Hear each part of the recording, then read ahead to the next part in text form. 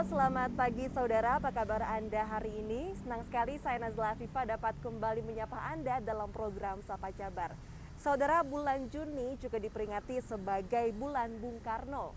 Seperti yang kita ketahui, kalau memang di bulan Juni ini mengandung tanggal-tanggal penting yang berkaitan dengan hidup sang proklamator. Dan untuk membahas lebih lanjutnya di pagi hari ini, saudara, sudah hadir bersama kami narasumber kami, Bapak Abdi Yuhana, anggota DPRD Provinsi Jawa Barat dari fraksi PDI Perjuangan. Halo Bapak, selamat pagi. Salam sehat Bapak. Alhamdulillah sehat. Agenda padat ya Pak ya pasti? Ya, sekarang sudah mulai lagi, aktivitas sudah agak normal ya. Betul, ada beberapa pelonggaran juga ya Pak ya, tapi yang betul. pasti untuk menjaga daya tahan tubuh Ya. dan harus bahagia Harus Pak ya. sehat. Betul, itu dia. Nah Bapak, seperti yang saya katakan tadi nih, bulan Juni ini bisa dibilang sebagai bulan Bung Karno ya Pak ya. Nah, kalau menurut Pak Abdi sendiri nih Pak, kenapa bulan Juni ini dijuluki sebagai bulan Bung Karno Pak? Ya, tentunya kalau kita melihat ya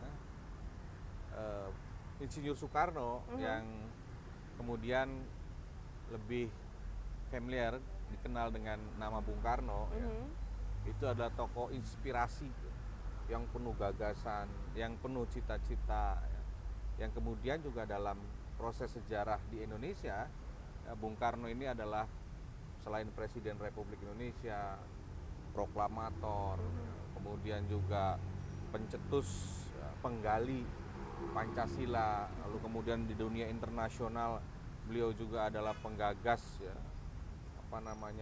solidaritas bangsa-bangsa Asia dan Afrika.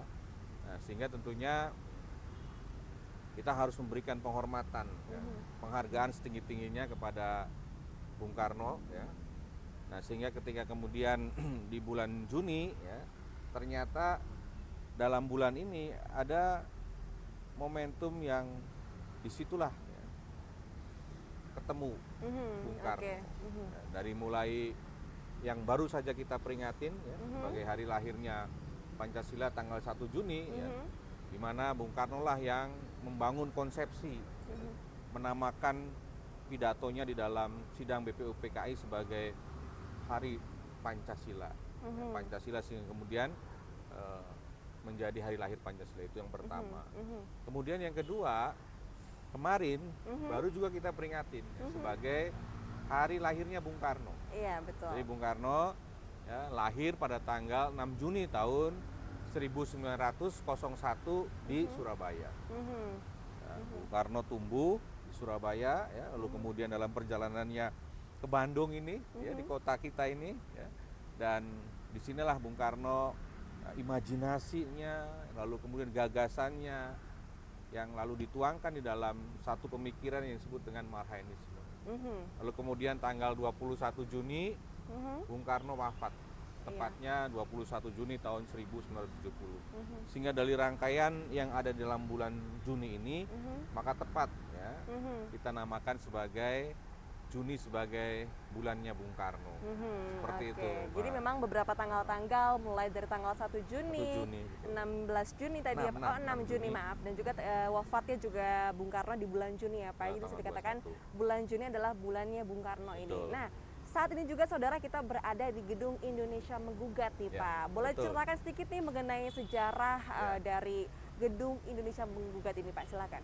Ya, jadi di Bandung ini ya ada tempat-tempat yang bersejarah bagi Indonesia, di mana ya kalau minggu lalu ya kita berdialog di penjara Bancai, ya, di mana Bung Karno dipenjara ya pada saat ya dianggap Bung Karno melawan pemerintahan kolonial Belanda dengan pada saat itu melalui apa yang disebut dengan PNI ya, Partai Nasional Indonesia.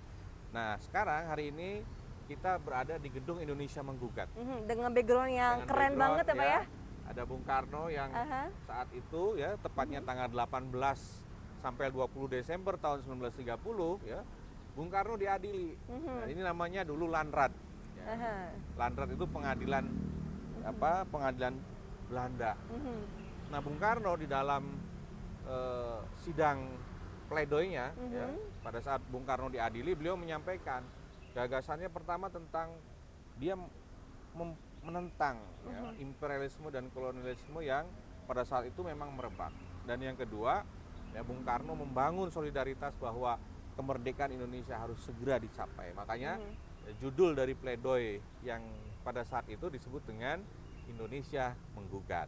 Seperti itu sejarahnya ya Pak ya. Ya. Kenapa ada di Bandung Ya, juga yang dimana ini salah satu tempat bersejarah gitu ya. betul. Gitu. Dimana kalau dulu juga saya pertama kali kesini waktu SD ya Pak ya. Iya. Sejarah pun dikenalkan juga oleh guru-guru mengenai gedung Indonesia Menggugat ini. Nah, kalau Bapak sendiri nih, apakah ada perayaan khususkah atau mungkin pernah merayakan mengenai Hari Bung Karno ini, bulan Bung Karno ini maksudnya? Ya, saya kira sebagai bangsa yang jangan meninggalkan sejarahnya, yang Bung Karno juga katakan sebagai jas merah ya, jangan sekali-kali meninggalkan sejarah. Maka kita sebagai generasi muda ya, yang meneruskan perjuangan Bung Karno, tentunya sebagai satu refleksi kita ingin terus ya mempertemukan antara peristiwa-peristiwa itu dengan kondisi hari ini.